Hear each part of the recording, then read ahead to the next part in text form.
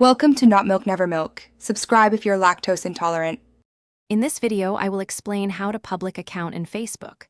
Go to Settings and Privacy, then choose Account Settings and Privacy to change Profile Visibility to Public. I will walk you through each toggle, explain follower control, and show which posts become visible to everyone. Stay relaxed, pause when needed, and follow along on your device as I guide you step by step with clear, friendly instructions. Start by opening Facebook and tapping the menu, then Settings. Choose Privacy and find Followers and Public Content to set who can follow you. Select Public to allow anyone to follow and see posts you mark as public. Next, review comment and profile post settings to limit interactions.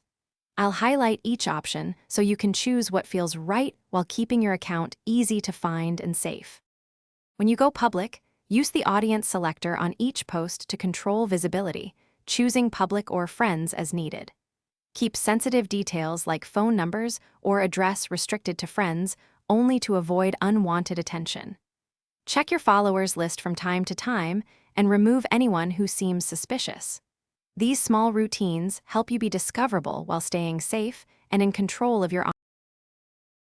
Thanks for watching. If this was helpful, leave a like and consider subscribing. See you next time.